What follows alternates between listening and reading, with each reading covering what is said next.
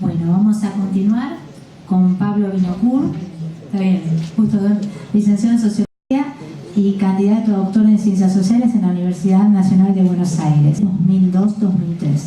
Fue asesor del secretario de Gabinete de Ministros en la Jefatura de Gabinete de Ministros. Fue secretario de Estado de Políticas Sociales del Ministerio de Desarrollo Social y Medio Ambiente de la Nación y coordinador de proyectos de UNICEF Argentina.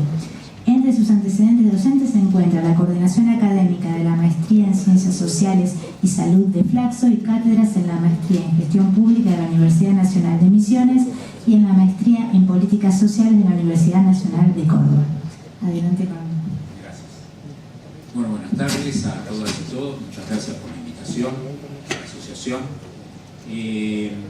Bueno, tengo muy poco tiempo, pero pensé que ustedes son agentes gubernamentales y como tales administradores, perdón. Igual hay muchos que no son también administradores. Tenemos mucho público que nos acompaña.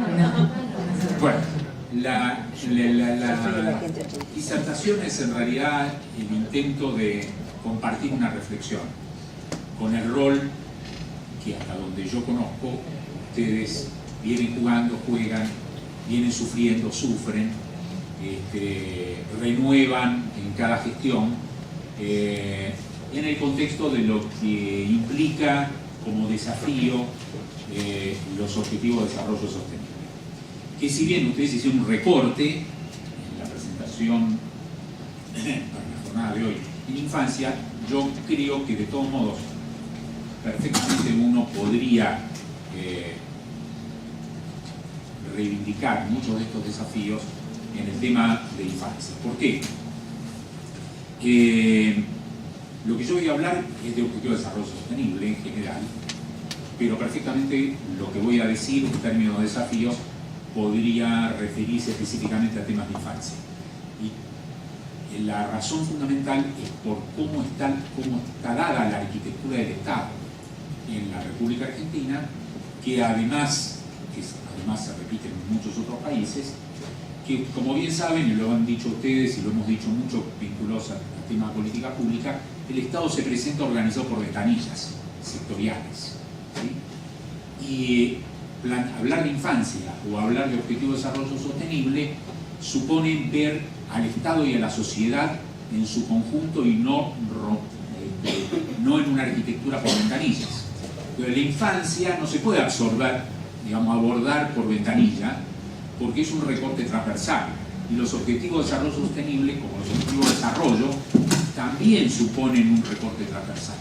Entonces, el primer desafío es cómo abordar los objetivos, las metas que se pretenden alcanzar desde un Estado cuya arquitectura, su ingeniería, sus normas, sus procedimientos están pensados para ofrecer servicios desde otra perspectiva.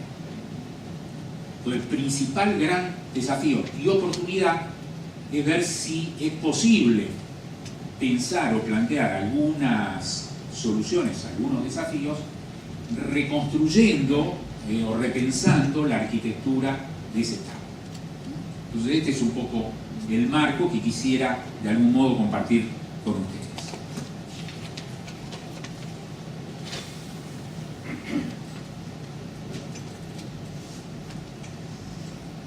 Bien, recordemos un poquito rápidamente qué es lo de las bases de la Agenda 2030, las bases de desarrollo. Es un plan de acción en favor de las personas, en favor del planeta y de la prosperidad. Su fin es liberar a la humanidad de la tiranía de la pobreza y las privaciones y sanar y proteger nuestro planeta. Tiene 17 objetivos y 169 metas. Todos los objetivos y todas las metas son integradas e indivisibles y apuntan a las 3 dimensiones del desarrollo sostenible, que son la dimensión económica, la dimensión social y la dimensión ambiental. Apunta a combatir las desigualdades dentro de los países y entre los países. Por lo tanto, es el primer acuerdo, a diferencia de los objetivos de desarrollo del milenio, que solo comprometía a los países en desarrollo. Los objetivos de desarrollo sostenible comprometen a todos los países. Lamentablemente, Trump en Estados Unidos no está tan de acuerdo.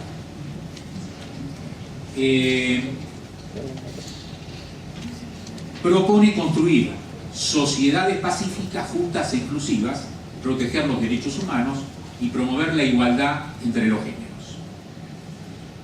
Desafío para la política pública. Bueno, el primer desafío es formular un plan para alcanzar los objetivos de desarrollo sostenible. Y los planes, necesariamente, al haber todos los países, porque todos los países se reúnen en una gran ceremonia en Nueva York, firman las autoridades y en realidad firma porque está bien la foto, donde aparecen todos los presidentes que en ese momento están, los primeros ministros o ministras, pero después eso debería plasmarse en algo más concreto. Y ahí cuando uno llega de vuelta en el avión y se encuentra con el país, hay que poner esto a andar. Poner esto a andar en un país como la Argentina es volver a pensar algo que se abandonó hace mucho tiempo, que es la planificación. El poder pensar un futuro y hacer un plan de decir cómo vamos a llegar a ese futuro. En este caso, además, hablando de los objetivos de desarrollo sostenible, es un plan de largo plazo. Es qué vamos a hacer y cómo vamos a hacerlo para alcanzar estos objetivos que tenemos que redefinir en el caso argentino en el año 2030. Habiendo partido en el año 2015, ahora estamos en el año 2017 terminándolo. Entonces, el primer gran desafío es formular un plan. Para formular un plan necesitamos acordar e incluir a todos los actores públicos, los diferentes niveles de gobierno. El federal supone incluir a los municipios, a las provincias y a la nación. Incluye también a los distintos poderes del Estado, porque es necesario incorporar o incluir de algún modo al poder legislativo y al poder judicial, no solamente al ejecutivo. Y esto hacerlo a su vez en todos los niveles, a nivel municipal, a nivel provincial y en el nivel nacional.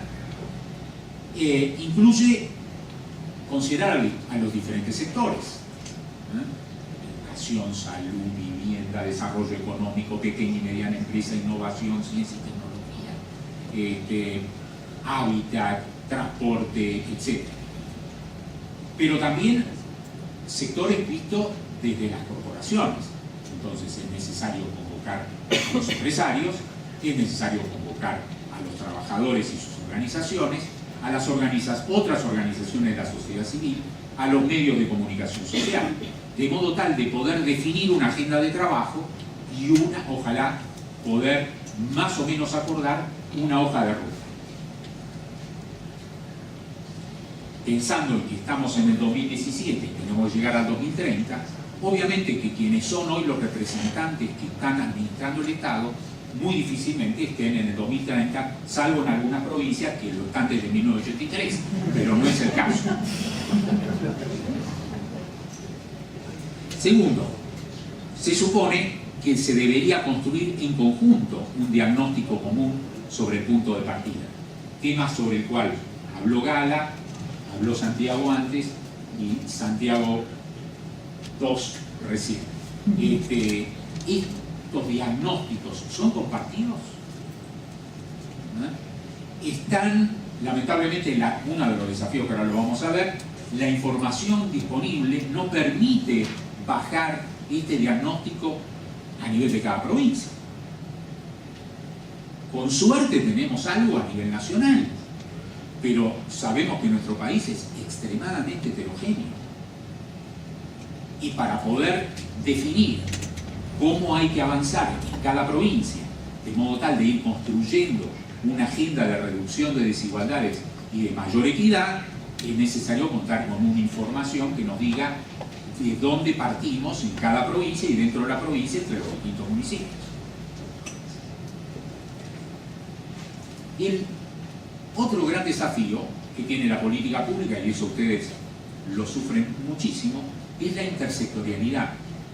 Los objetivos de desarrollo sostenible o una política de infancia exige integrar en un debate a educación, a salud, a vivienda, a justicia, a transporte, porque si no, no vamos a tener una política de infancia y no vamos a poder nunca alcanzar los objetivos de desarrollo sostenible.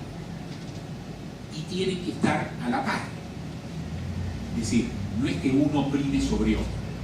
Entonces, esto es un tema central para el cual las normas y procedimientos del Estado y los Estados no facilitan las posibilidades del intersectorial. Puedo contarles una anécdota, si quieren, relacionados con el tema de infancia. Cuando yo trabajaba en el PNUD, me visitan representantes del Ministerio de Desarrollo Social, representantes del Ministerio de Educación y representantes del Ministerio de Salud, diciendo que querían armar un proyecto en el PNUD que se llama Primeros Años, programa que hoy existe. Y la razón fundamental, yo dije, bueno, pero ¿por qué quieren que el PNUD? Con mucho gusto, nosotros lo hacemos, ¿por qué quieren que el PNUD los ayude? Porque nosotros queremos hacer un programa para primera infancia y los tres queremos participar. Y tenemos que ir a las provincias y a los municipios y convocar a las organizaciones de la sociedad civil, etc. Pero cada ministerio tiene normas diferentes de contratación, lo cual hace tiempos distintos para poder tramitar viajes, para poder tramitar viáticos. No hay posibilidad de trabajar si no es bajo un paraguas normativo de funcionamiento procedimental como el PNUD. A lo cual yo le dije, fantástico, me parece muy razonable, pero incorporemos entonces como un objetivo también de ustedes ayudar a transformar la administración pública para que ustedes en un futuro no necesiten del marco normativo del PNUD para trabajar en forma intersectorial. A lo cual me dijeron, no queremos que un organismo internacional nos diga cómo tenemos que administrar. No es que nosotros querramos y vamos a querer decir, era simplemente que en el marco del proyecto se pudiera construir la intersectorialidad. El resultado, eso fue en el año 2000, en el 2009, eso debe haber sido en 2007, 2006. Aún hoy el programa Primeros Años funciona bajo el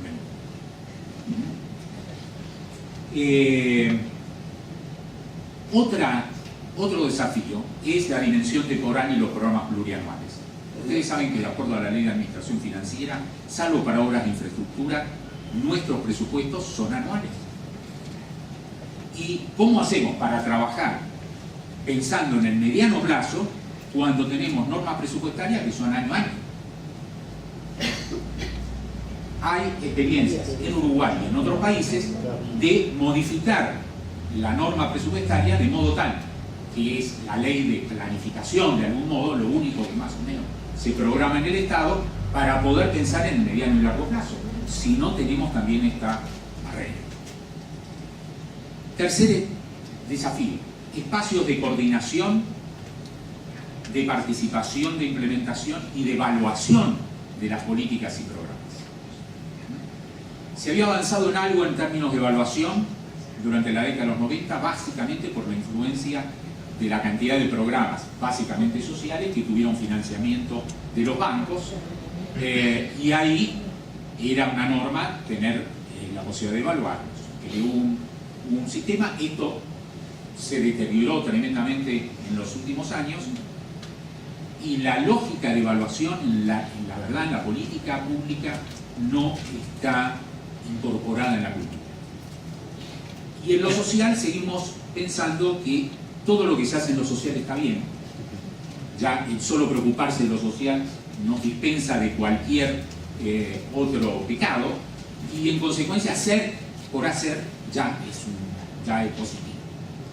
En parte es cierto, pero la verdad es que estamos administrando fondos públicos y hay conocimiento científico que nos dice que hay algunas cosas que se pueden hacer mejor que la forma como lo estamos diciendo. Y la única manera de que esto se pueda mejorar positivamente es evaluar. Y la evaluación es una forma de conocimiento que permite reprogramar, replanificar. Si es débil la planificación, aún más débil es la evaluación. Esto se vincula mucho con el punto que sigue, que es fortalecer, mejorar y extender los sistemas de información estadística para poder realizar el seguimiento y registrar los avances de cada indicador correspondiente a cada meta, desde los niveles locales, municipios, hasta los nacionales, pasando por los provinciales. Papel de las instituciones. Yo creo que el principal problema que enfrentamos como país en términos de política pública es la debilidad institucional.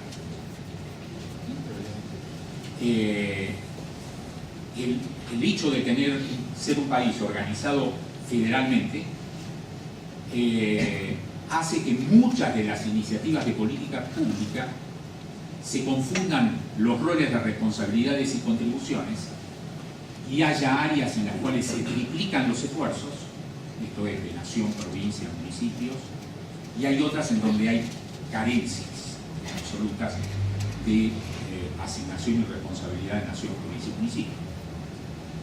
Y esto no solo se corresponde con un debate pendiente que ustedes tienen muy claro, como todos los que nos dedicamos a esto, que tiene que ver con la ley de participación federal y el hecho de que tienen que estar las 24 jurisdicciones de acuerdo para hacer algún arreglo. Ahora se está intentando vía la presión que se generó por el Fondo del Conurbano de la provincia de Buenos Aires con la Suprema Corte, pero lo cierto es que es una muestra de la debilidad y las dificultades de acordar sobre un objetivo común.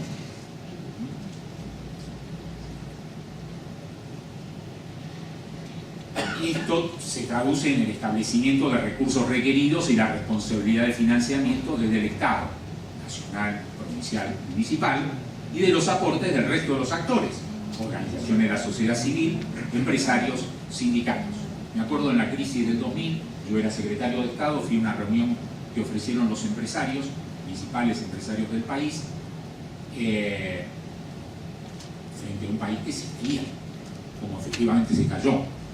Y yo fui como ministro, digamos, representando al Estado Nacional y dije, mire, esta es la pobreza que hay en la Argentina, estos son los recursos que tiene el Estado Nacional.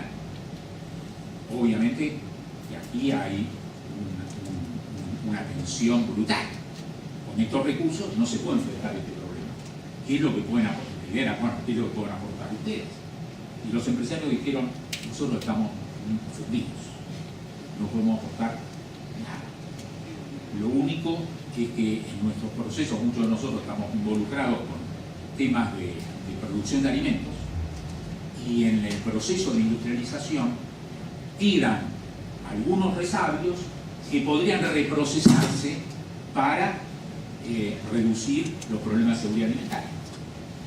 Entonces, yo le dije que la verdad es que no teníamos mucho que hablar, porque ellos estaban en ese momento con su mirada frente a este diagnóstico, de algún modo, que me disculparan, pero estaban pensando en un doggy para pobres. Y eso no es lo que la pobreza exigía, sobre todo con una mirada multidimensional. Otro punto, generar, fortalecer, mejorar las instituciones responsables de implementar las políticas y los programas, para poder avanzar en cada nivel, el municipal, el provincial y el nacional. Porque nosotros podemos decir, sin lugar a dudas, de acuerdo a las competencias de la organización federal, esto compete a los municipios. Ahora, ¿de qué municipios estamos hablando? Cuando en muchos municipios, yo diría la mayoría de los municipios de la Argentina, no hay casi profesionales. A mí me tocó, por ejemplo, asesorar a la provincia de Santiago del Estero, que tiene las cuentas públicas perfectas, desde hace mucho tiempo. Y yo trabajaba en salud, por ejemplo en salud, la provincia de Santiago del Estero es una provincia que tiene casi 1 millón de habitantes y es relativamente importante en su extensión. Si bien la mitad de la población está concentrada entre Santiago del Estero y La Banda, el otro 50% está en otras localidades más pequeñas y es una provincia de mayor ruralidad. Simplemente este ejemplo. En toda la provincia, tanto en el sector público, privado como en obras sociales, había 8 traumatólogos. ¿Dónde vivían los 8 traumatólogos? En Santiago del Estero. Entonces, ¿cómo pensar un servicio de salud? No estamos hablando del África, estamos hablando de la Argentina, que permita asegurar una mínima atención frente a una fractura, por ejemplo, una muñeca, un hombro, un niño que se cayó, un adulto que se rompió la cadera y que no vive en Santiago del Estero ni La Banda. ¿Cómo se lo atiende? No hay posibilidad de atender. Bueno, este tipo de desafíos habla de la debilidad de las instituciones.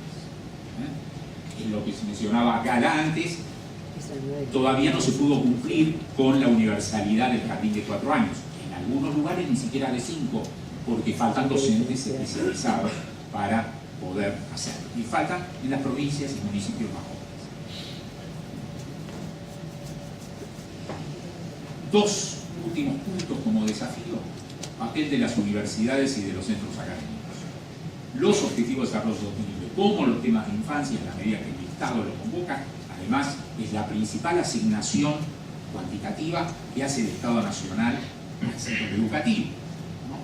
Es decir, la mayor cantidad de dinero que sale del Estado Nacional al sector educativo es para las universidades nacionales. Entonces, las universidades deberían estar comprometidas y convocadas para pensar esto en términos de los objetivos de desarrollo sostenible, la política de primera infancia, etc. No se percibe esta convocatoria, ni tampoco una iniciativa desde las mismas universidades para sumarse. Y lo mismo pasa con los medios de comunicación. Por otro lado, quiero mencionarle que, así como les decía que había problemas de información, también hay información que no es adecuadamente utilizada. Por ejemplo, hay una encuesta nacional de nutrición que yo promoví durante muchos años cuando me tocó trabajar en UNICEF. Hicimos un programa con financiamiento del Banco Mundial, financiar la primera encuesta nacional de nutrición en un país que gasta más de 300 millones de dólares en asistencia alimentaria, y se podía dar el lujo de no saber qué problemas nutricionales tenía su población. Por esta cosa que tenemos incorporada de que hacer algo en lo social y dar de comer está bien. Bien, la Argentina, ustedes habrán visto en los medios, eso surge ya de la encuesta nacional de nutrición de principios de la década del 2000. Y ya había algunos estudios previos que mostraban en plena crisis hiperinflacionaria algo parecido. El principal problema nutricional que tienen nuestros niños no es la insuficiencia de alimentos, no es el hambre, es la obesidad. A tal punto que la Argentina es el país que tiene más alta tasa de obesidad infantil en América Latina. Y los niños pobres tienen la misma tasa de obesidad que los niños ricos. Al punto que cuando miramos los datos, menos del 5% de los chicos que hay en la Argentina sufren de desnutrición, que hay que resolverlo, por cierto. Pero tenemos un 40% que sufre de obesidad. Y si tenemos un 40% que sufre de obesidad, eso significa que estamos hipotecando también el futuro, porque vamos a tener población con problemas de hipertensión, con problemas cardiovasculares, etcétera, etcétera, que la sociedad va a tener que financiar.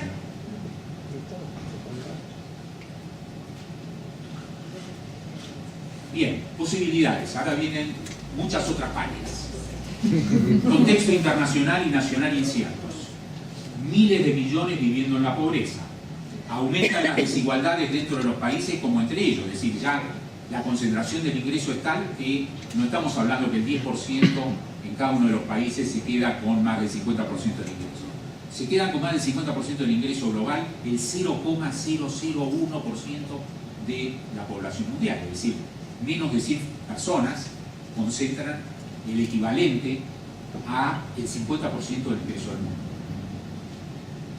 Por lo tanto, esto determina enormes disparidades en cuanto a oportunidades, riqueza y poder.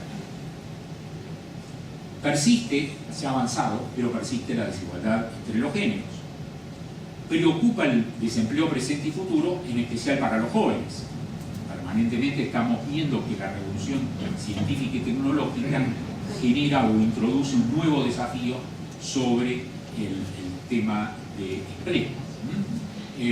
A diferencia de lo que antes señalaba Santiago, yo diría que más que pensar hoy por hoy en generar, en la lógica desarrollista, empleo y industria, creo que tenemos que pensar en lo que efectivamente se está dando en todos los países, en Argentina también, empleo vía servicios.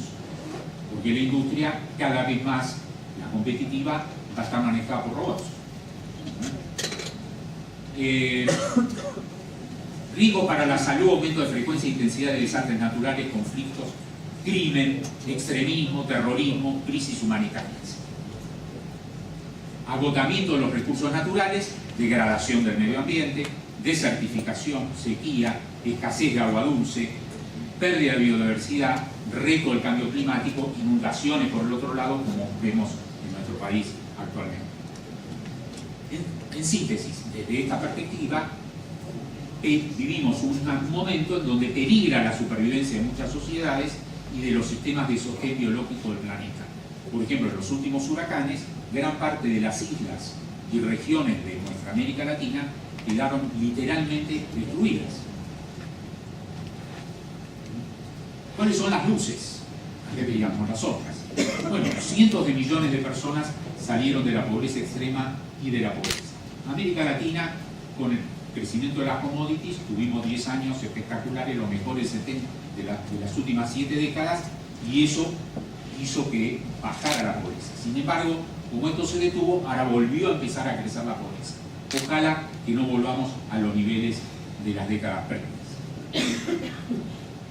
Sin embargo, la mayor cantidad que explica la reducción de la pobreza extrema y de la pobreza está dado por Asia. Está dada por la India y por China. Y ya termino. Aumentó el acceso a la educación. América Latina es la región del mundo que mejor está en términos de su estándar de desarrollo y la cantidad o la proporción de población que accedió a la educación primaria, a la secundaria, más allá de que nos queda mucho por avanzar.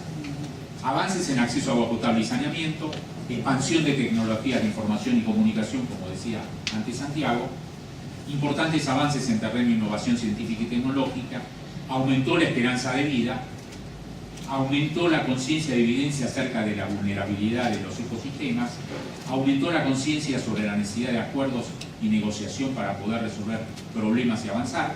Lo estamos viendo en estos momentos en nuestro país, ojalá sea eficaz y efectivo. Y los estados deben mejorar en sus capacidades para ser eficaces y efectivos para favorecer a toda la ciudadanía, especialmente a los más vulnerables.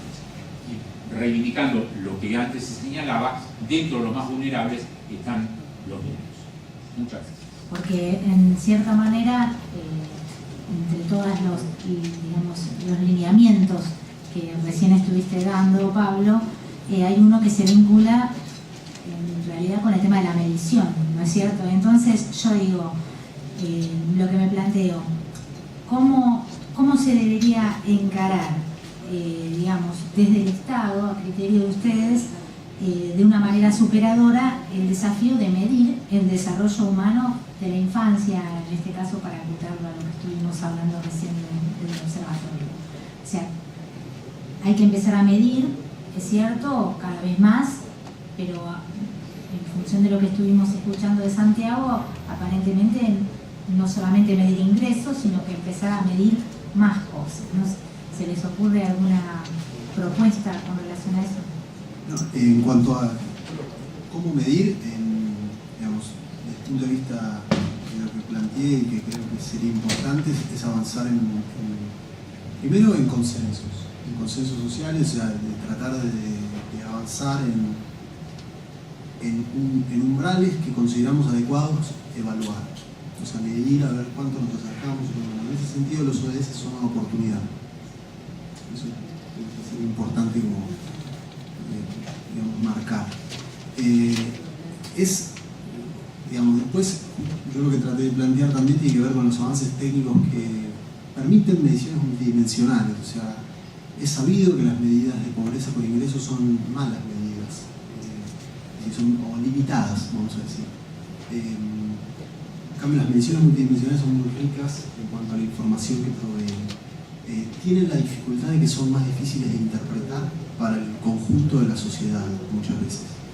Es decir, hay países como Colombia, o Chile incluso, que han implementado sus medidas de pobreza multidimensional, que arrojan índices que son como el coeficiente de Gini, de alguna manera, y que para el común de la gente es un problema. ¿Qué significa un punto 22 de un índice de pobreza multidimensional cuando la medida habitual de tasa de incidencia de pobreza por ingresos de 32,2 quiere decir que el 32,2% de la gente vive bajo la línea de pobreza? Es decir, eso es una dificultad, pero que seguramente se resuelve a partir de más debate público en torno a eso. En ese sentido, obviamente, todos los avances que haga la autoridad estadística, ¿no?, el INDEC, obviamente van a ser, o sea, en la medida que sea señero el INDEC en promover medidas multidimensionales, INDEC o otras organizaciones estatales, eso va a ser una cuestión. Eso en cuanto a avanzar en medidas multidimensionales, que es importante. Y algo quiero resaltar, sí, algo muy importante en el mismo sentido, es profundizar la cultura de la evaluación de la política pública, en especial de la política social. Comparto absolutamente lo que dijo Pablo al respecto. En ese sentido, ampliar las políticas que se evalúan, o sea, generar políticas basadas en evidencia sólida, es sin duda algo importante para ver cómo se avanza en el cumplimiento de los ODS. Bueno, yo pienso que habría que trabajar en dos grandes líneas. La primera es fortalecer los sistemas de registro sectoriales que existen, que es información tal como hoy viene, fragmentada, a veces procesada tardíamente, pero que potencialmente tendría una enorme riqueza siempre que exista la decisión política. Por ejemplo, en salud, todos los establecimientos privados o que dependen de la seguridad social no informan.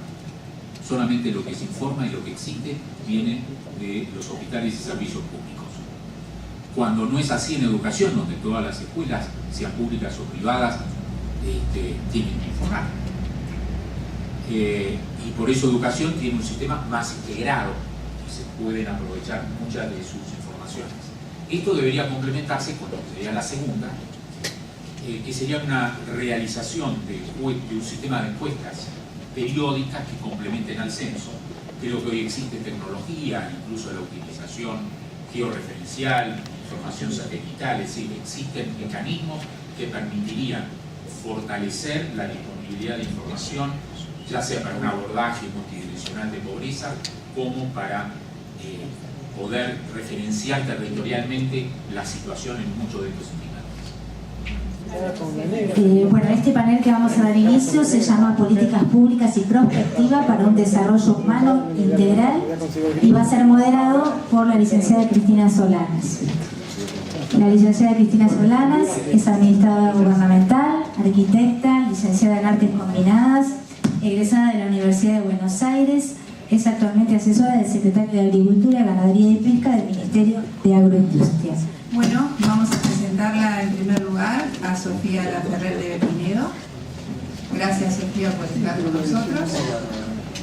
Ella actualmente está coordinando la Comisión de Gobierno Abierto del Consejo Consultivo de la Sociedad Civil. Es miembro de la Comisión Directiva del Patronato de la Infancia, responsable del Hogar de Niños. Fui. Bueno, fuiste.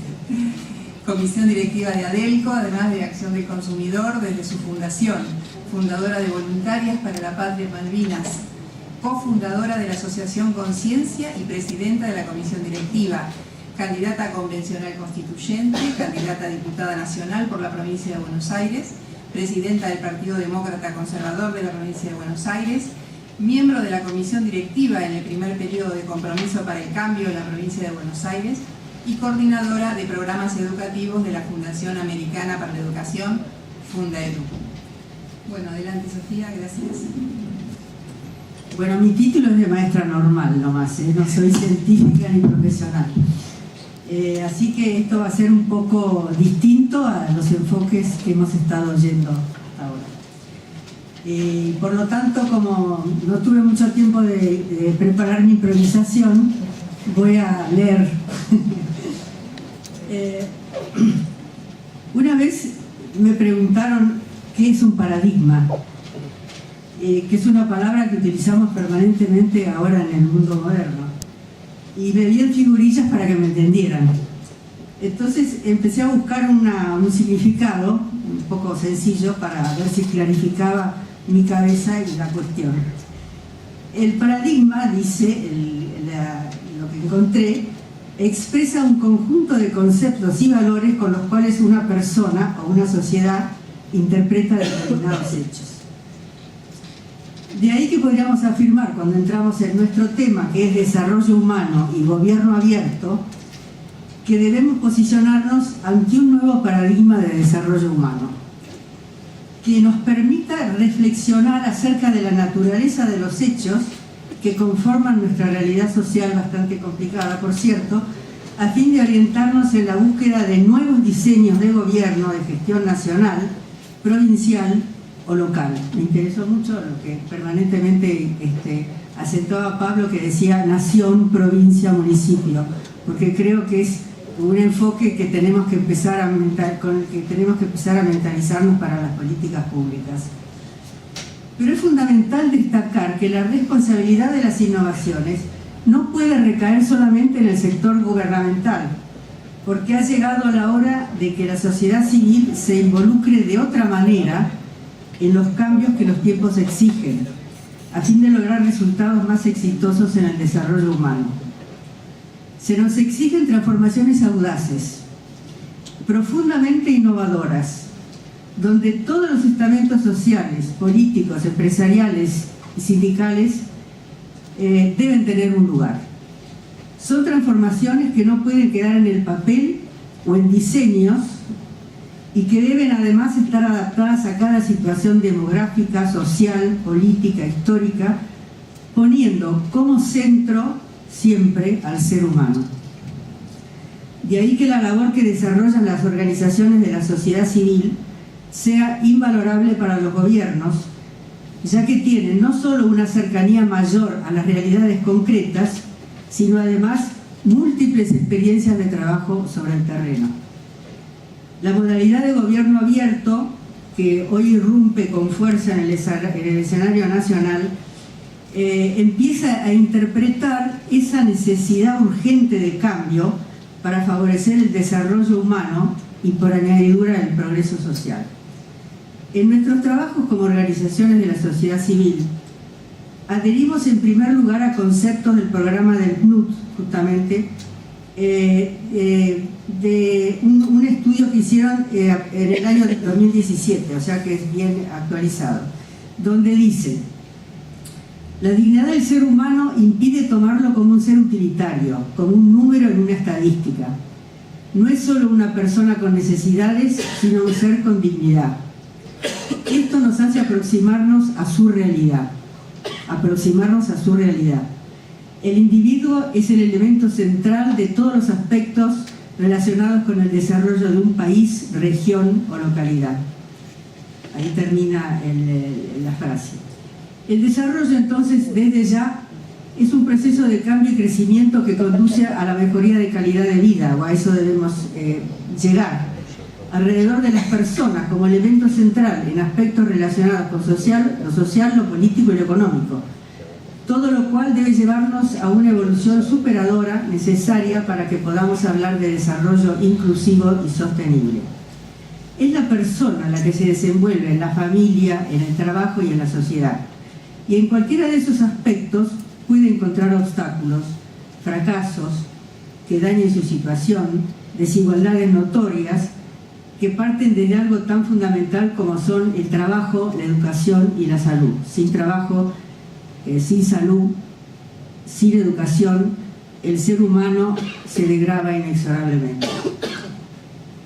Pero si el desarrollo humano es el nuevo paradigma para interpretar determinados hechos o situaciones, los gobiernos y la sociedad deben interpretar esa realidad de necesidades insatisfechas que surgen del contexto social imperante. Las organizaciones sociales de distintas características que conforman la sociedad civil se han visto apremiadas en los últimos tiempos por las condiciones negativas que obstaculizan de diferentes maneras el desarrollo humano. Reflejo también de los procesos de mundialización donde surgen problemas similares. Pero esas organizaciones no se han quedado atrás en la experimentación de importantes transformaciones. Y a pesar de que no siempre se reconocen sus aportes, se han adelantado a soluciones de problemas a los que la política permanecía indiferente. Les digo que a mí me pasó mucho cuando estuve en actuación política, donde recorrí mucho el terreno, de darme cuenta de los problemas que había y del poco interés que notaba en la política para resolverlos, o por lo menos empezar a tratarlos. Después de un tiempo, las cosas se van decantando y van llegando al lugar donde tienen que llegar, pero pasa mucho tiempo y se pierde mucho tiempo entonces.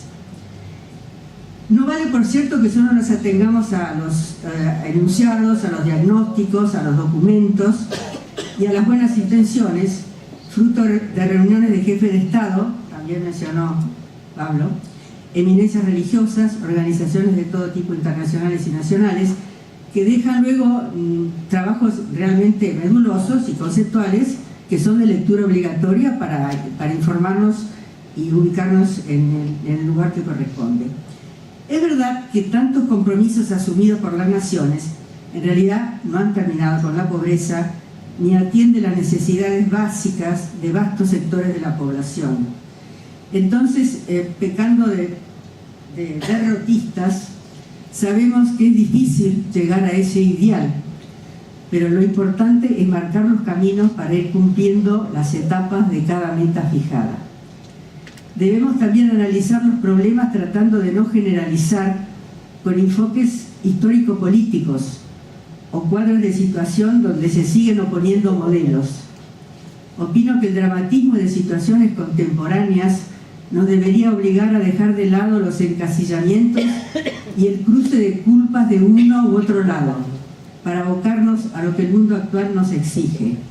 Y qué decir lo que nos está exigiendo la Argentina en este momento.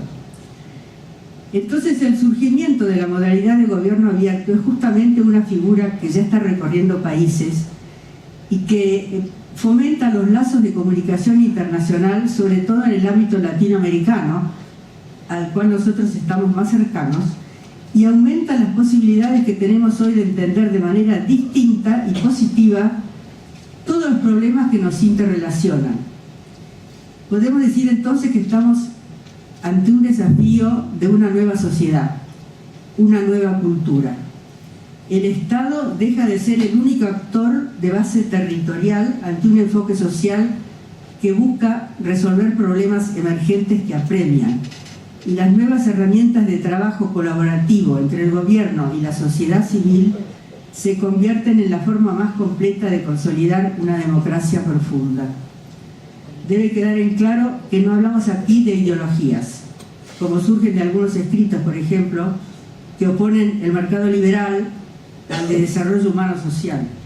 Creo que el mundo ha dejado de tener encerronas ideológicas en cuanto a teorías económicas. La mayoría sabe que el desarrollo no tiene soluciones teóricas inamovibles y que solucionar problemas requiere de una apertura de mentes y del aporte de todos los sectores. Esos cambios requieren justamente de una permanente estrategia de adaptación a los tiempos. Por eso, la mesa de gobierno abierto que se constituyó dentro del Consejo Consultivo de la Sociedad Civil de la Cancillería Argentina nos ha permitido a muchas organizaciones de la sociedad civil a dar mayor visibilidad a la importancia de trabajar con vistas a difundir y aplicar esta modalidad de gobierno abierto. Una idea que creo que todos sabemos que alcanzó estatus internacional cuando se crea la Alianza para el Gobierno Abierto en 2011, donde 70 países establecieron 2.500 compromisos de reformas operativas importantes. La Argentina adhirió en 2012 y es a partir de 2016 cuando el gobierno decide dar impulso y organización práctica al sistema. Pero ¿cuáles son los principios básicos de esta nueva forma de encarar las políticas de Estado, sobre las cuales tanto los gobiernos como los ciudadanos deben asentar su forma de interrelacionarse y de actuar? La transparencia en la gestión del Estado y el acceso a la información mediante la apertura de los datos públicos es lo que empieza facilitando a la ciudadanía la implementación de políticas públicas sobre bases serias y creíbles. Y toca luego a los ciudadanos asumir un rol activo.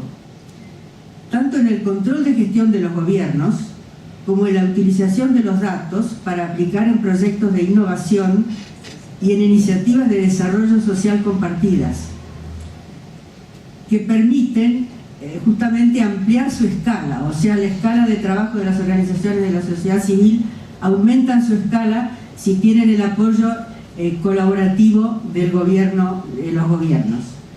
El efecto de mayor impacto y perfeccionamiento de estas iniciativas privadas se puede lograr sin duda cuando se llega a esa interacción colaborativa entre el Estado y una ciudadanía que debe estar informada, que debe ser eficiente y participativa. En ese escenario, el gobierno abierto plantea el desafío de la modernidad, que abre posibilidades de gestión pública muy significativas, porque permite resolver problemas complejos, promoviendo y potenciando el compromiso cívico. Porque no solo abre a los ciudadanos la posibilidad de ir recuperando la confianza en las instituciones públicas, mediante acciones concretas, superadoras e iniciativas de colaboración público-privadas, sino que los convierte además en protagonistas del quehacer nacional, o sea, le da al ciudadano más categoría, porque lleva al gobierno a trabajar en la jerarquización del empleado público para que se adapte a esta nueva situación y se acostumbre a interactuar. No es fácil cambiar el esquema del empleado público cuando es necesario que brinde un servicio muy sofisticado y eficiente a la gente que va a acudir en ayuda del gobierno para interactuar. La información sobre iniciativas, porque además esta información sobre iniciativas y programas en marcha evita la superposición de esfuerzos y fomenta el tan positivo trabajo en red. Nosotros estamos muy acostumbrados a trabajar cada uno en su lugarcito y no compartir esfuerzos, y creo que esto debilita mucho las acciones de todos, tanto de las organizaciones de la sociedad civil como del gobierno. O sea que el gobierno también debería favorecer a través de los datos donde se pueden interconectar las entidades que están trabajando con los mismos objetivos para favorecer y enriquecer los resultados. Y después también porque obliga a la modernización con tecnologías de punta, promoviendo el uso de medios informáticos en el gobierno nacional, en los provinciales, en los municipales y también en las organizaciones de la sociedad civil. En el encuentro anual del Foro del Sector Social realizado el mes pasado en esta Cancillería, se reunieron 60 organizaciones que trabajaron en círculos de diálogo y expusieron ahí las ventajas de este enfoque de trabajo social junto al gobierno. Y además establecieron una serie de aspectos que se podrían mejorar, pero eso es un largo trabajo que sería bueno que se divulgara mejor, para facilitar la información y la interconexión entre las organizaciones, así como la necesidad de difundir las ventajas de esta nueva forma de participación ciudadana. En nuestro país han surgido iniciativas concretas, fruto de la interacción entre el Estado y la sociedad civil, que permiten un desarrollo sostenible sin vulnerar tradiciones y dan eficacia al compromiso asumido. Y voy a mencionar 3 casos, porque me parece importante ir a los ejemplos prácticos y concretos con resultados. Y uno de ellos es la acción que lleva a cabo la Asociación Civil Gobierno Abierto, que funciona desde Río Cuarto en Córdoba. AGA. A través de sus exitosas experiencias, destacan la importancia de trabajar a nivel local, ya que los municipios son los que están más cerca de la gente y donde hay más facilidad de exigir la rendición de cuentas, lo que facilita el diagnóstico y la mejor manera de llegar a soluciones en acciones conjuntas con las autoridades, obligando a un control de gestión y obligando a las autoridades a no distraerse. Eso es importante. Después, la asociación Haciendo Camino, que yo admiro mucho por el trabajo que está haciendo, que hace 11 años que trabaja en Santiago del Estero y en Chaco, en programas de desarrollo rural y comunitario, y promueve acciones que restituyen derechos vulnerados a familias de barrios alejados y parajes rurales. de manera que cada familia adquiera herramientas que le permita ser la impulsora de la realidad que desea. También esto es importante, no es algo que se le impone a la gente, sino que cada uno elige dónde quiere estar y qué es lo mejor que puede hacer, y entonces favorecer que esa persona pueda llegar a esa vocación o a esa realidad que desea mejorar en su entorno del cual no quiere estar aparte. Y a partir de 2017 unió fuerzas con el Ministerio de Desarrollo Social de la Nación, con algunos municipios de su lugar de trabajo, con organizaciones y con empresas, para dar respuestas a 1.500 familias en situación de vulnerabilidad social en esas provincias, en convenios de cooperación. Con la Fundación CONIN hicieron un trabajo muy importante, y en la puesta en marcha de 4 espacios de primera infancia de dicho ministerio, y se están diseminando en distintos lugares de las provincias, donde empezaron a actuar en un solo lugarcito y ahora están con sedes en varios lugares, no solamente en Santiago del Estero donde empezaron, sino también en Chaco. Creo que este es un ejemplo típico de lo que puede lograr una asociación, una organización, trabajando mancomunadamente con el Estado Nacional. En el trabajo de cárceles también hay muchos ejemplos interesantes, pero menciono el que lleva a cabo un grupo de rugbistas llamado Los Espartanos, en un programa de rehabilitación de internos en el Penal 48 de San Martín, donde han logrado fortalecer la autoestima a través del deporte, inculcando valores y reglas sociales que han cambiado la mentalidad en una forma muy significativa. Y estos resultados positivos que recogieron en un penal tuvieron eco en el Ministerio de Justicia de la Nación, que está impulsando ahora con ellos el modelo que se replica ahora en distintos presidios del país. Otro ejemplo bastante interesante. Los 3 constituyen acabados ejemplos de lo que puede lograr la acción concertada entonces del gobierno con las organizaciones de la sociedad civil a fin de impulsar el progreso y el desarrollo humano. Hay muchas experiencias. Yo trabajo mucho en organizaciones de la sociedad civil y he trabajado, y hay en este momento están surgiendo muchos programas conjuntos con el gobierno en materia de justicia, en participación en el proceso de elaboración de leyes, colaboración en tiempos electorales, en programas exitosos, y en acciones de control de gestión, más vecinales que otra cosa.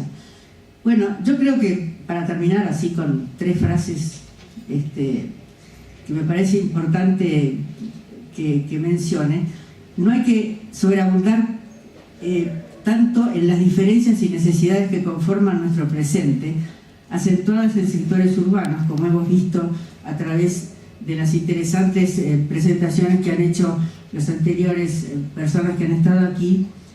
Y entonces todo esto junto, la diversificación de recursos, la potencialidad que tiene nuestro país, hace que la Argentina sea un gran desafío. No podemos seguir subsistiendo con el subdesarrollo y las desigualdades de todo tipo, y tenemos que un poco volcar nuestras miradas más al territorio nacional, o sea, federalizar nuestra mirada, llegar a las provincias, llegar a los municipios, que como vimos en el proyecto que están haciendo en Córdoba, tiene una llegada muy rápida a los resultados concretos de los problemas, y necesitamos promover el desarrollo humano sostenible con una visión global del hombre y la mujer, de la familia, ese núcleo tan importante de la sociedad, de la niñez y de la juventud. Hemos visto la niñez acá con muchos datos muy impresionantes, y la juventud, que realmente es a quien le tenemos que pasar ahora la posta de todos nuestros trabajos, y que es lo que nosotros tenemos que cuidar, porque es la única forma de llegar al progreso social que nosotros deseamos, pero que también tiene que estar asentado primordialmente en los valores de la Constitución y del Estado de Derecho. No tenemos que olvidar esto, porque es la base de todo lo que nos rodea en materia de justicia, de orden, de respeto y de todos los valores que implica el respeto a la ley. Creo que la modalidad de gobierno abierto nos pone ante un cambio cultural al que no debemos dejar de mirar con mucha importancia, porque tanto el Estado como la ciudadanía, en colaboración interactiva, pueden lograr muchos resultados, y esto es lo que el país está esperando de nosotros. Nuestro compromiso con la sociedad civil es este. Y yo no tengo mucha posibilidad de acción. Mis años, como digo, ahora me permiten entregarles la posta a la juventud, pero mi visión del país y mi visión patriótica del país hace que este sea un reclamo para que todos nos pongamos a trabajar unidos en un resultado que tiene que ser salir de este estado deprimente que nos marcan las estadísticas, pero que no vale más pensar solo en estadísticas, sino en acción, y a eso estoy llamando. Gracias, Sofía, por estas palabras. Bueno, voy a presentar a la magíster Ana Laura Balaza. Ana Laura es máster en Desarrollo Económico Internacional y Políticas Públicas por la Harvard Kennedy School y licenciada en Ciencias Políticas por la Universidad de San Andrés. Actualmente se desempeña en el programa Argentina 2030 del doctor Levi Sellati y se desempeñó inicialmente en banca corporativa para Lehman Brothers en la ciudad de Nueva York, como consultora de gestión para Management Investment Group en Buenos Aires. Sin embargo, rápidamente se abocó al tema que desde siempre la apasionó, la erradicación de la pobreza. Con ese objetivo, entre 1999 y 2010, se dedicó a las microfinanzas, el desarrollo de servicios financieros para personas en situación de pobreza y vulnerabilidad, con un objetivo de mejora social y económica. Asesoró a instituciones en Argentina, Chile, Colombia, Costa Rica, Ecuador, Honduras, India, Indonesia, Ruanda, Uganda, Zambia, bueno, por todo el mundo estuviste, y Zimbabue también. Fue gerente de planeamiento de negocios para Opportunity International, Red Internacional de Microfinanzas, directora de desarrollo organizacional para la Fundación Andares de Argentina y consultora independiente. Bueno, te damos la palabra, Ana, gracias por estar con nosotros. Antes que nada quería agradecerles a ustedes, de parte de Eduardo, que es el director de nuestro programa Argentina 2030, que es un programa que está bajo jefatura de gabinete, ahora nos queda un poco más, y también la vara alta que tengo, porque sí siento que fue una serie de presentaciones hiladas como pocas veces hay, ¿no? Y después una pregunta, no era sobre tu infancia convocatoria. Es una no es una casualidad, pero digo, no es una casualidad, creo que no es una casualidad, pero curiosamente van a ver que lo mío por ahí también pica por ese lado. Como yo voy a hacer mi presentación, la divido como en dos partes. Les voy a contar brevemente que es Argentina 2030, porque es algo bastante novedoso. Después los voy a invitar a que vuelen conmigo un par de delirios y después que los aterricemos en un ejemplo de lo que estamos haciendo desde Argentina 2030. Entonces, como yo les decía, Argentina 2030 es un programa bastante reciente que el gobierno, creado bajo jefatura de gabinete, con el objetivo de hacer un espacio de diálogo entre la sociedad civil y el gobierno, con el objetivo de crear una visión de largo plazo de la Argentina a la que aspiramos. Pequeña ambición tiene nuestro pequeño programa. Y creo que tiene que ver con muchas cosas que se dijeron hoy, ¿no? Pablo Vinokur habló de planificar y pensar el futuro. Eso es el llamado de este programa que tenemos nosotros en nuestras manos, de encontrar diagnósticos que sean compartidos, porque muchas veces hay muchos diagnósticos dando vueltas y a veces se contradicen, y eso no es malo, pero hay que sentarse a hablar. Y la intersectorialidad de los problemas y la arquitectura del Estado, que muchas veces una cosa no te lleva a lograr la otra. Y también la otra que tiene que ver con lo que se habla de gobierno abierto. Creo que nuestro programa, al tener el formato que tiene, también ayuda a que tengamos siempre presente que para tener un gobierno abierto, ese gobierno tiene que tener una mente abierta, ¿no? Mente sana y cuerpo sano, bueno, mente abierta en gobierno abierto. También tiene que ver con la estructura de Argentina 2030.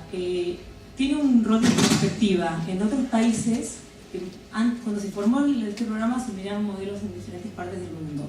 Hay Argentinas 2030 en Singapur, en Francia, en Canadá, y que tienen desde la idea de ser como en Francia, como un CIPEC dentro del gobierno, como la estructura de think tank, otros son una estructura más como de ministerio de planificación, y otros tienen más lo que por ahora somos nosotros, que es hacer perspectiva desde la creatividad, ¿no? Desde ir pensando los temas, ir dialogando y estar en contacto con lo que está pasando en el territorio, que es más lo de Singapur, que van generando temas y van viendo cuando hay algo que está surgiendo de diferentes lados, darle cuerpo.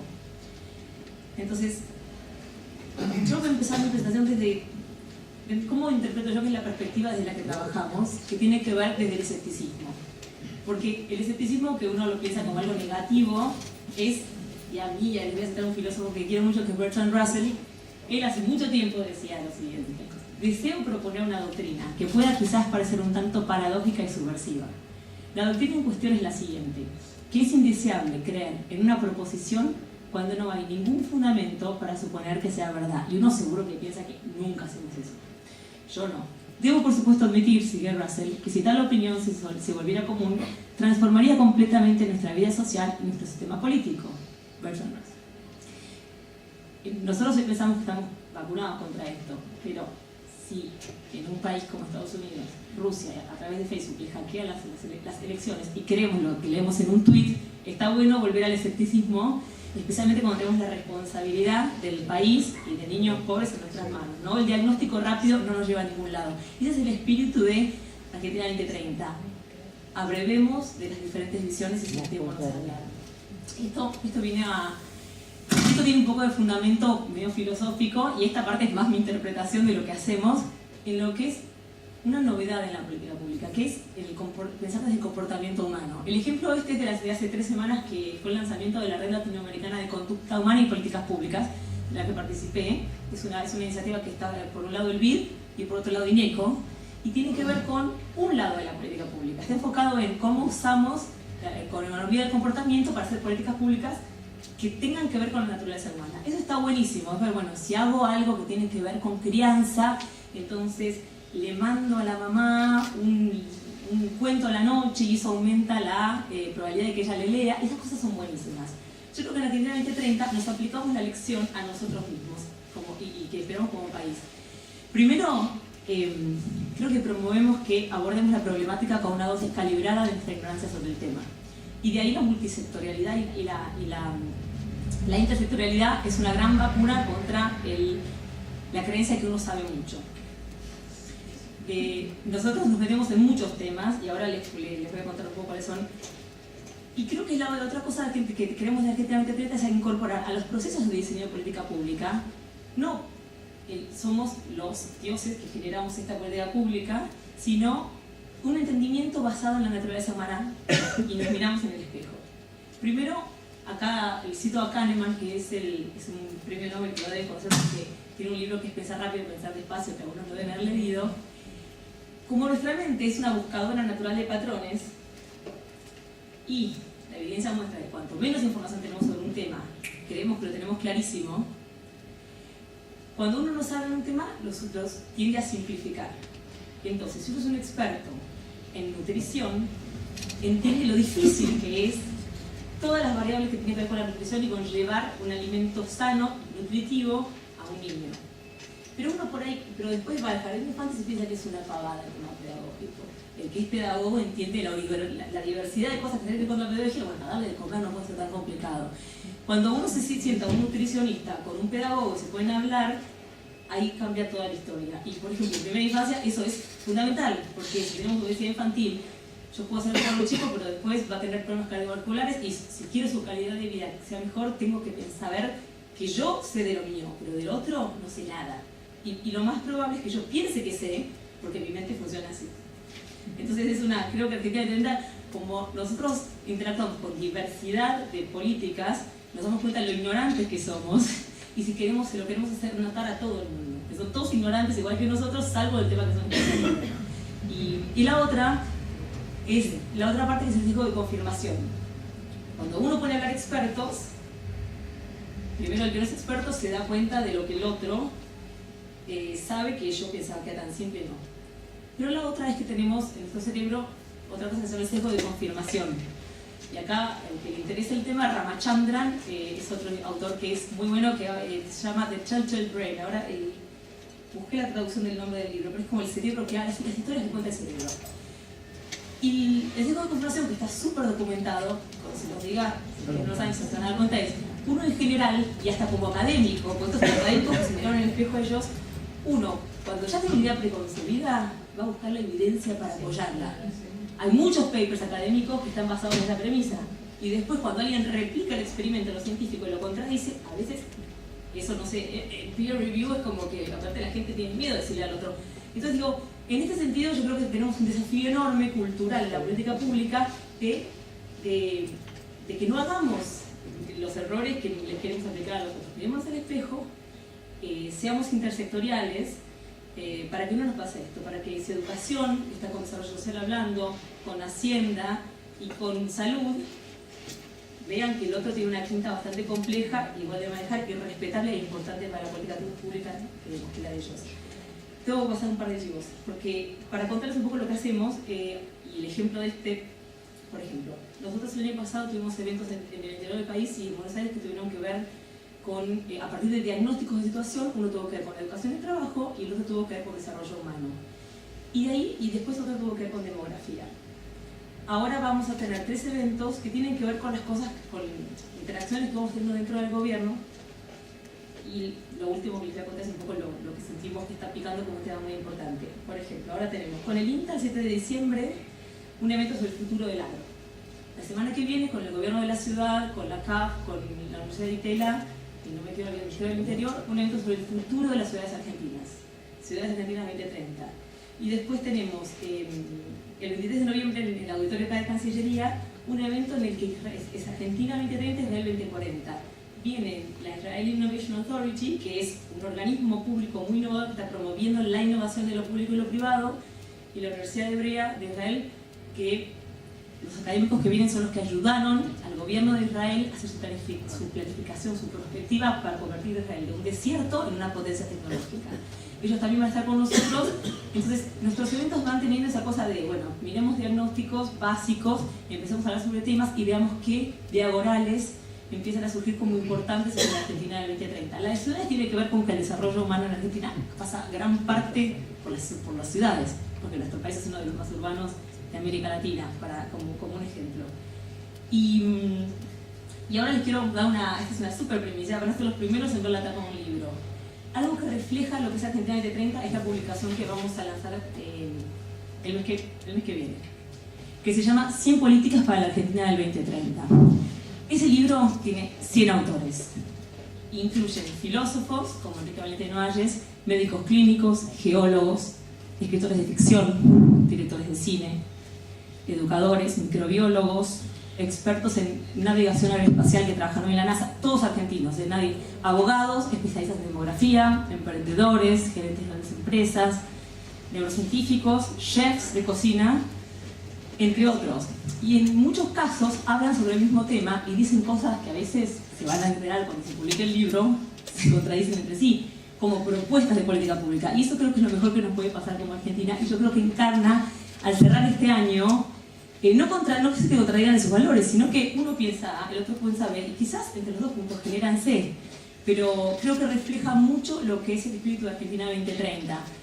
Son todas personas con mucho pedigrí y que se animaron, sabiendo de qué se trataba el tema, humildemente a resumir en ¿cuántos caracteres? En unas 3 páginas, una idea de política pública. Para mí son todos unos corajudos y los celebro. Entonces, esto tiene que ver, y voy a pasar rápido a la siguiente página porque medio que repite lo que ya dije. El espíritu de esto es estructurar procesos de diseño de las políticas públicas que corrijan las fallas de nuestra lógica. Y si estamos hablando de las políticas públicas innovadoras efectivas, eso empieza en nuestras mentes. Parece muy delirante decirlo, pero es verdad.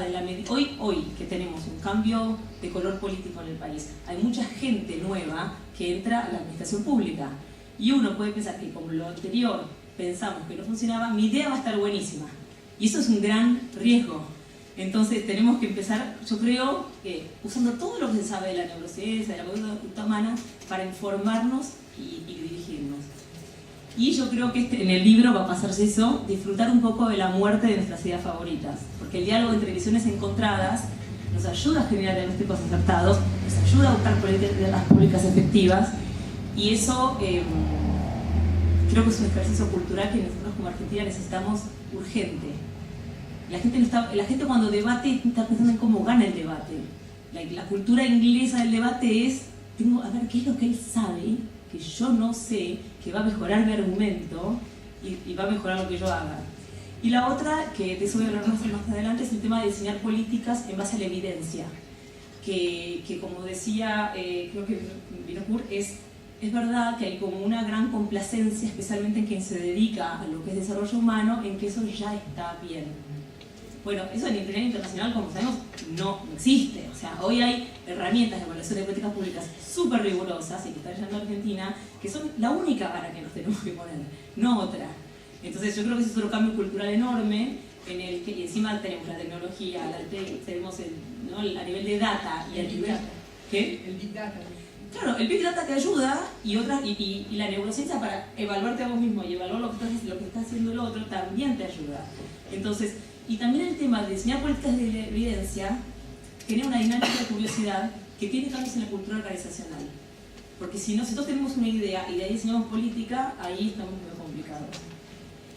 Y la otra cosa que a mí me encantó, por ejemplo, en esto la UCA yo creo que es un gran insumo y por eso me encanta que sea tan reconocida, que Kahneman, ya lo cité, él se hizo mil experimentos a él mismo y a gente a la que le presentaba cosas.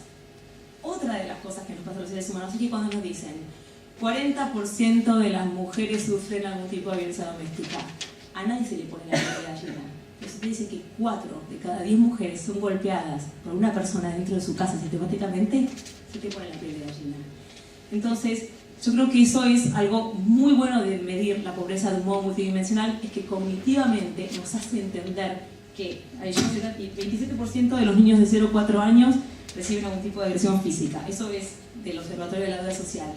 Cuando vos pensás que en Argentina agarras 10 chicos al azar, los pones acá, y que hay 3 que les están pegando sistemáticamente, ahí lo pensás de otra manera distinta. Y eso es lo que está pasando. Entonces, creo que también es una muy buena pensar la Argentina del 2030, desde a quién está pasando qué cosa, y que dejemos de hacer las estadísticas abstractas, es un gran paso. Y la otra cosa es que Sumo, y también está súper comprobado, lean el libro de Kahneman, que es maravilloso, y hay mucha más bibliografía que lo avala, que somos mucho más susceptibles de cambiar nuestro comportamiento cuando nos dan información de esa manera.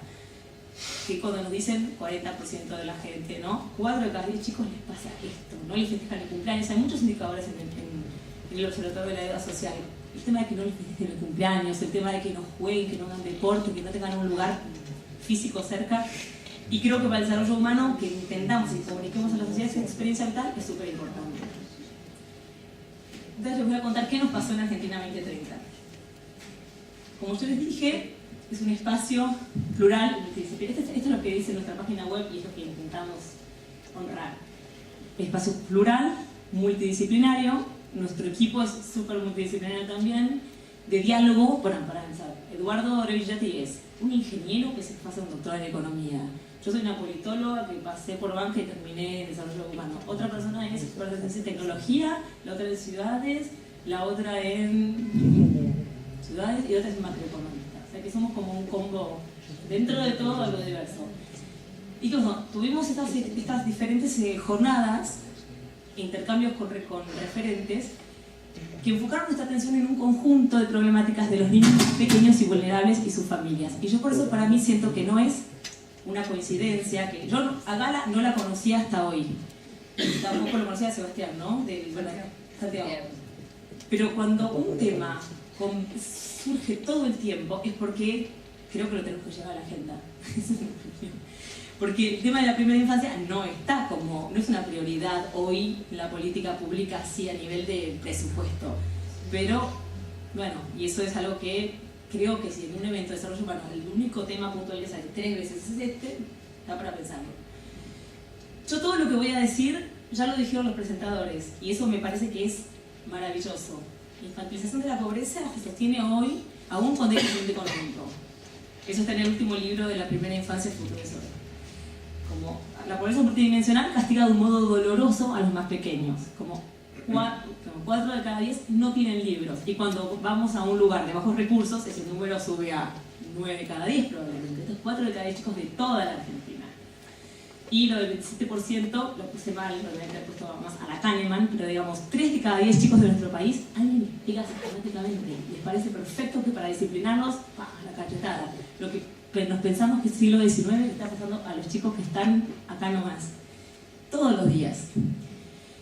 Ya lo dijo Vinocur, tenemos el mayor índice de obesidad infantil en América Latina y nosotros no lo pensamos porque no lo vemos, pero si uno va a la villa, al asentamiento, están los chicos gordos que les está haciendo pésimo para el resto de su vida y bueno, genera un montón de cosas, hasta más discriminación y bueno, ni hablar, o sea, no hay nada positivo para decir sobre esto. Lo más negativo es que no lo vemos. En sociedades más en las que hay menos segregación y menos marginalidad, uno ve al que no es como uno. Por cómo estamos estructurados, que la villa, la vivienda social, no la vemos solo la gente que trabaja cerca nuestro. Y eso es una gran desventaja de nuestra sociedad. Otro tema que no lo hablamos hasta ahora, pero que es la maternidad adolescente crece en Argentina mientras ha bajado en países como Brasil y Uruguay. Pero bajó así, y la nuestra sigue así. Entonces, y les voy a decir por qué convergir, por qué todos estos temas se juntan, en nuestra opinión. Los hogares encabezados por mujeres son más vulnerables a caer en la indigencia. Cuando vos miras pobreza e indigencia, los hogares pobres están más o menos 50-50 encabezados por hombres y mujeres, pero cuando se hace el mismo cuadrito para la indigencia, ahí las mujeres con chicos, con sus hijos, tienen hijos, están mucho más en la indigencia. Otra cosa, y acá estamos a contramano de la región donde hubo mejoras. Esto es Roxana Mauricio, más que nada, de la Universidad Nacional de Financiamiento. Nuestras mujeres jóvenes con hijos de segmentos socioeconómicos bajos tienen muchísimos problemas de inserción laboral, están en un 50%, mientras que nosotras, las que fuimos a la universidad, estamos igual que los hombres. Y encima sumen a eso la informalidad laboral y, ¿qué era otra cosa? Bueno, y la calidad de empleo. Y eso es otro lugar donde estamos a contramano de la región, porque en el resto de la región hubo mejoras en la inserción laboral de mujeres de ese segmento. O sea que ahí tenemos otra deuda enorme. Y la otra cosa que también la dijeron, no puse todos los gráficos porque es mucho, que vivimos una naturalización, hasta en mi casa me pasa, del hecho que la mujer hace muchas más horas de trabajo no remunerado al interior del hogar. Cuando uno suma esto, niños pobres, como una mochila, cuando hablaron de la mochila, creo que ahí todos se imaginaban un niño con una mochila y ahí nos pegó más fuerte. Tenemos esta pobreza que está dañando mucho los primeros años de la vida de los chicos y ni hablar del resto de su vida. Maternidad adolescente, obesidad infantil, hogares encabezados por mujeres jóvenes mal insertas. Lo que nosotros vivimos en ese cúmulo de cosas es que hay una violencia inusual de nuestra sociedad hacia los niños más pequeños y sus madres. Y como decía Gala, estamos transitando el bono demográfico. En este bono demográfico hay dos factores que nos van a sacar o los que nos van a hundir. Y que tienen que ver con qué. Los que van a pagar las jubilaciones de todos los viejos, que yo voy a ser una de ellas, dentro de 20 años, van a ser los que están haciendo, los que tienen ahora 0 a 3 años y un poquito más. Entonces, el bono demográfico también tiene que ver con que insertemos a las madres y niños en el mercado laboral. La urgencia a nivel de agenda es enorme, por eso es raro que no estemos ahí todos poniendo mucho recurso, pero bueno, son chicos pobres y sus madres, ¿no? Pero sin un shock de capital humano con esos niños y sin una inserción laboral adecuada para sus madres, no hay Argentina en 30, o sea, hay Argentina en 30 con una disgregación social tremenda y un sistema previsional que no es sustentable. Gala hablaba de mucho, bueno, Gala complementó mucho lo que yo estoy diciendo con lo que tiene que ver con la calidad. Y eso el BID documenta muy bien un tema, que ha habido un incremento de lo que son los centros de primera infancia nuestros en América Latina. Y que muchas veces se dan por la demanda que hay, porque las madres necesitan trabajar porque están solas, pero con resultados nada positivos en lo que es el desarrollo de habilidades de sus hijos. Entonces eso no podemos insertar la voluntad de las madres y que su hijo en el camino esté en un lugar que lo maltratan, porque no siempre que esté en su casa con su hermano de 15 años es peor que vayas a un lugar auspiciado por el Estado, que te maltraten como pasa en demasiados institutos educativos por el tema de la supervisión. Entonces la calidad de la supervisión es enorme. Y también la evidencia te muestra que si el programa lo empieza temprano, no es de calidad, no es de alta intensidad, de interacción con el niño, no es de largo plazo, no hay impacto. Entonces el desafío es enorme, es calidad para el cuidado y es inserción laboral de las mujeres. Y todo esto surgió porque hacíamos un evento de educación, salía el tema. Alguien levantaba la mano sin que nadie le pregunte. Hacíamos un evento de demografía, en 2 meses se pusieron a hablar de cuidado y de inserción laboral de las mujeres. Hicimos el evento de desarrollo humano también, en el de educación también. Nos miramos y dijimos, bueno, acá hay un tema que está saliendo, en cuanto dejas un agujero, sale el tema. Entonces, bueno, desde que intenta estamos tomando esta aposta de decir, bueno, es un tema súper importante para la Argentina del 2030. Y para terminar, y creo que esto tiene mucho que ver con cosas que también se dijeron, que tiene que ver con un paradigma. Cuando Sofía hablaba de un paradigma, hablaba de 2 cosas, que a mí me encantó, que tiene que ver con conceptos y tiene que ver con valores. Yo siento que a nivel de conceptos, bueno, lo voy a hablar más tarde, pero a nivel de valores, tenemos que involucrarnos, tenemos que definir una visión como país, que es un poco el rol de Argentina 2030. Venimos con años en los que tuvimos muchas quejas y muchos malestares, y tenemos una grieta que cerrar para poder estar unidos, pero parece que falta una visión. Nada te une más como una visión. Gente que está en los equipos se pone de acuerdo para una visión. En este caso puntual, cómo revertir la profunda violencia que refleja este conjunto de situaciones en las vidas de los más pequeños y vulnerables.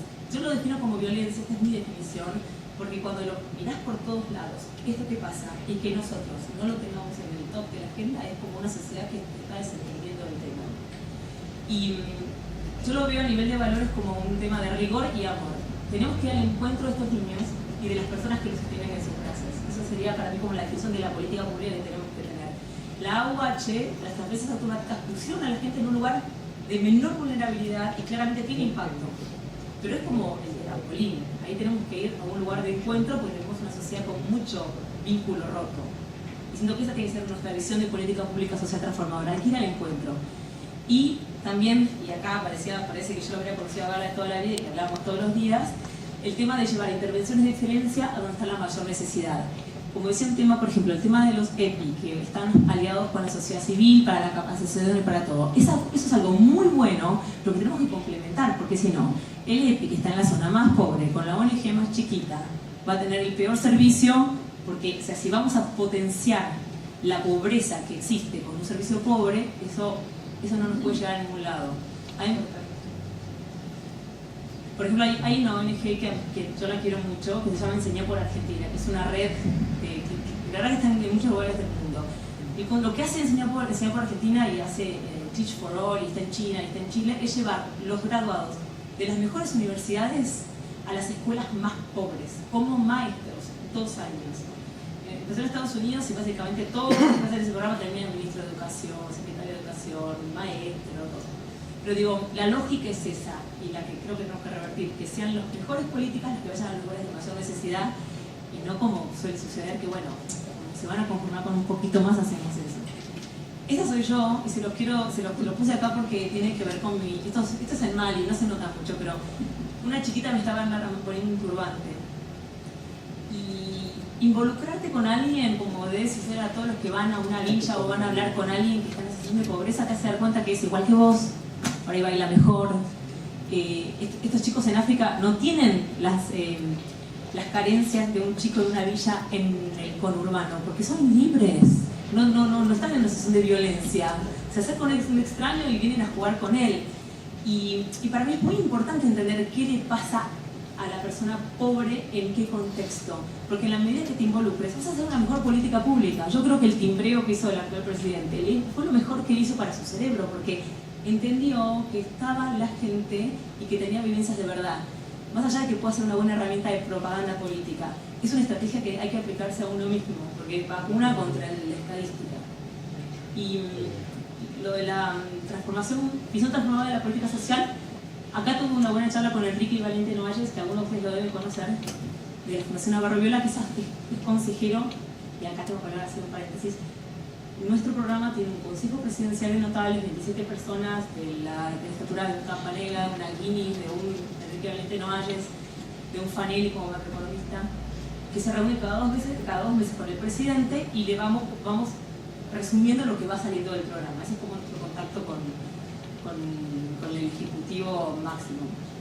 Y estábamos hablando con Enrique de este tema, de primera infancia, tercera edad, de restituir ¿no? de cómo restituimos este vínculo. Y él tenía algo muy interesante que decía, mira, y creo que se refería en una reunión, y dice, primero, en primera infancia, hay que terminar de decidir de quién es el niño, porque muchas veces se siente como el niño del Estado. Y él por otro lado me decía, eso lo tenemos que decidir como país. Yo realmente lo que el niño es de su familia. Entonces, ¿qué vínculo con el Estado, cuando le das una prestación social, va a tener ese niño con el Estado y esa familia con el Estado? Y él lo complementaba esto, que es una pregunta, con una definición. Yo hablo de restituir el vínculo entre el Estado y los ciudadanos, ¿no? Si vamos a restituir el vínculo entre el Estado y los ciudadanos más vulnerables, es importante que hagamos un enfoque de derechos, que es de lo que ya se habló, pero que rescate la responsabilidad.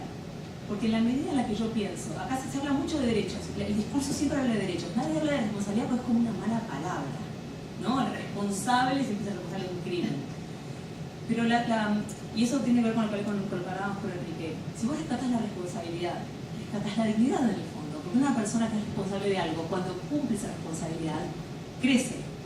Entonces, cuando pensábamos en políticas de primera infancia y que tenían que ver con estas madres que no se ven reconocidas en su rol, que se ven tironeadas, que se ven maltratadas, que no pueden ir a trabajar, y cuando van a trabajar tienen que dejar el hijo con alguien de quien no confían, que les cobra mucho, que la verdad es decir, mira, yo respeto tu maternidad o paternidad. Tu hijo tiene derechos, yo quiero ayudarte a que los cumplamos. Tu responsabilidad va a ser que traigas el chico a la infancia de primera infancia, pero el hijo va a ser tuyo. El hijo no es del Estado, en la medida que no haya un crimen de por medio. Es un poco restituir ese vínculo roto que tenemos en mucha medida en el que el Estado se metió en tu casa, te dijo qué tenías que hacer, te dijo cómo votar, y en algunos casos no pasó eso, pero digamos, tenemos que ser un Estado muy respetuoso si queremos forjar una Argentina de ciudadanos libres. Y eso viene en lo que también decía Sofía, y creo que ese... ¿Qué fue lo que dijiste vos? Bueno, un poco la impulsora de la realidad que decía de lo que es la libertad de la gente, ¿no? Amartya Sen, que es un gran economista, es un indio, filósofo también, y siempre habla del desarrollo como libertad. Y yo digo que, bueno, sí, yo creo que una política pública está enfocada en aumentar los grados de libertad en las vidas de estos niños y de sus madres, está bien orientada. Es un buen parámetro para los niños y para las madres. Y para concluir, una última, nunca concluyo. Hay avances muy buenos en lo que es la evaluación de política pública. Y eso tiene que ir con la otra cosa de ir en contra del sesgo de nuestro cerebro, de creer que sabemos algo cuando no lo sabemos y buscar evidencia de que confirme nuestro prejuicio. Que es una cosa, esto es Heckman, que es otro premio Nobel de Economía que tiene mucha experiencia en lo que es desarrollo humano y habilidades. Y él siempre hace énfasis en una cosa. Las evaluaciones en general de las políticas públicas son de corto plazo y para satisfacer al organismo internacional que te escondió, que no tiene la intención de que hagas algo malo, pero necesita entender si hiciste algo, y nos convencemos de que esa evaluación de corto plazo dice algo en el largo plazo. Las evaluaciones de largo plazo son las que captan la efectividad de un mecanismo. En eso hay pocas hechas, pero creo que es un camino a emprender. Por ejemplo, el hecho que el INDEC esté empezando a ver indicadores de desarrollo de primera infancia, o sea, tener la información es lo primero que necesitamos. Y después, cuando hagamos política pública, pensemos cómo la vamos a evaluar. No a 3 años, sino en un número de décadas. Porque primero, si creaste esas promesas, cada uno cree que su cliché es la nueva panacea. Y la otra es que los programas que a veces te dan efectos en corto plazo, después en el largo plazo no se materializan. Bajar de fumar, el tema de obtener un trabajo. Entonces, el largo plazo, corto plazo, Vitel acaba de crear el Centro para la Evaluación de Políticas Basadas en Evidencia, que trae lo mejor de la evaluación de política pública. Hay muchas maneras buenas de hacerlo, pero trae uno de los mejores mecanismos que tiene que ver con los experimentos aleatorios controlados, que es una manera rigurosa de tratar de dar una intervención, hace lo que uno cree que hace, o simplemente la gente está mejor porque la economía está mejor y tu programa no hizo nada más que acompañar a la gente, que si vos no hubieses hecho nada, le hubiese pasado lo mismo. Que es algo que pasa mucho.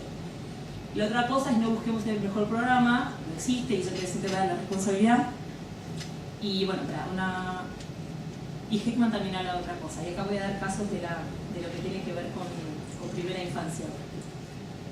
Heckman de lo que habla es de dejar andar la evidencia sin apurarla. Por un lado tiene que ver con el tema de largo plazo, que eso es de Heckman también, yo lo dije. Y un par de datos que tiro que tienen que ver con primera infancia.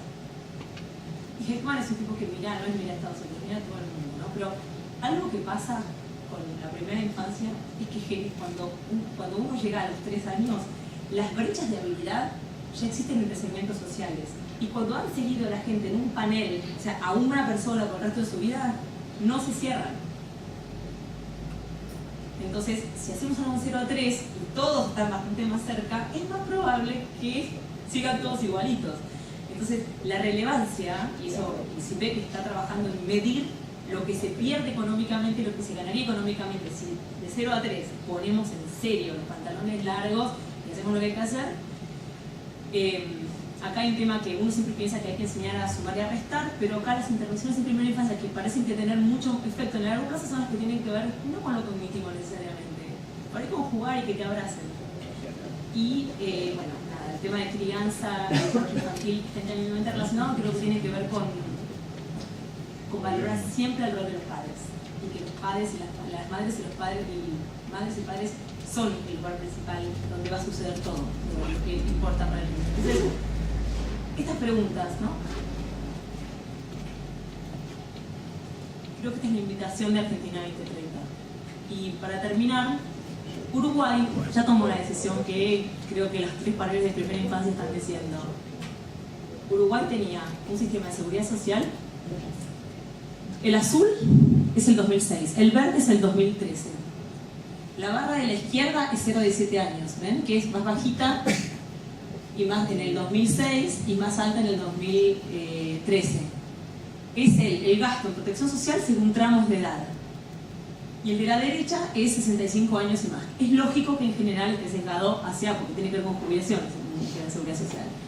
Pero Uruguay tiene una de las poblaciones más envejecidas en América Latina. Uruguay cambió la proporción significativamente del gasto en protección social, se inclinó la balanza un poco más hacia los 0 a 17 años. Eso fue una decisión enorme de política pública, porque se nota en La Plata, imagínense, no es un programita chiquito, es protección social, millones de dólares. Y en eso están convencidos los uruguayos, no es que están a punto de cambiarla. Lo que yo siento es que Uruguay entendió que su futuro es pequeño, pero que puede ser muy grande. Son chiquitos, pero van a crecer. Y bueno, ese sería mi corolario, que la primera infancia sería bueno que esté en serio primero y bueno, me parece muy significativo que hayamos sido 3 presentaciones, que hayamos convergido en lo mismo. Muchísimas gracias. Bueno, entonces les agradecemos mucho y pasamos, los invitamos al brindis y bueno, hemos dado por terminado con este seminario todo el ciclo 2017, esperamos encontrarlos el año próximo en otro tipo de eventos, pero bueno, vamos a continuar con esta tarea de la Asociación de Administradores. Gracias.